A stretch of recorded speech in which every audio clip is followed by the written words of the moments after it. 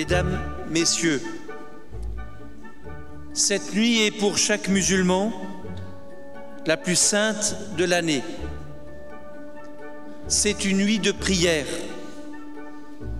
C'est la nuit par laquelle le long mois de Ramadan prend tout son sens, car c'est cette nuit-là que le Coran a été révélé aux hommes.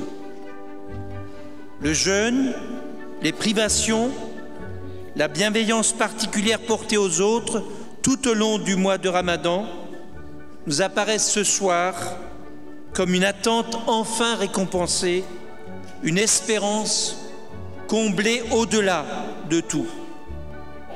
Quand on la lit, la sourate de la destinée nous semble assez énigmatique. Elle nous apprend que la nuit du destin vaut plus que 1000 mois. Et aussitôt, on se pose la question, comment une seule nuit pourrait-elle valoir plus de 30 000 jours? Comment est-ce seulement possible? On peut évidemment répondre à Dieu, tout est possible. Et on aurait raison, car si Dieu est Dieu, il est la perfection en toutes choses. Cette nuit est une nuit bénie entre toutes pour les musulmans de Strasbourg, comme pour ceux de notre grande région. Des croyants font monter des prières vers le ciel. Et ces prières ne sont pas éloignées de celles des Juifs et des chrétiens quand ils récitent le psaume 129. Le psaume 129 dit « Des profondeurs, je crie vers toi, Seigneur. Seigneur, écoute mon appel, que ton oreille se fasse attentive au cri de ma prière. Si tu retiens les fautes, Seigneur, Seigneur, qui subsistera? Mais près de toi se trouve le pardon pour que l'homme te craigne.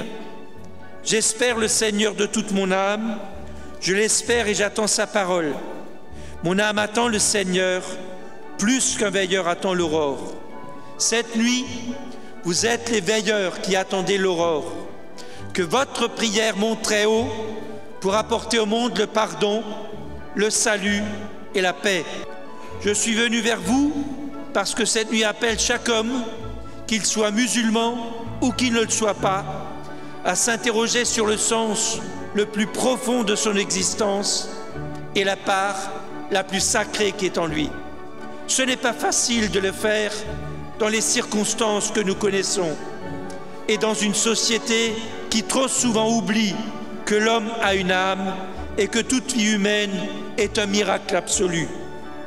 Mais c'est indispensable de veiller et de prier, car si l'homme a un destin, il porte aussi une magnifique espérance. C'est ce que je vous souhaite du fond du cœur. Merci de votre accueil.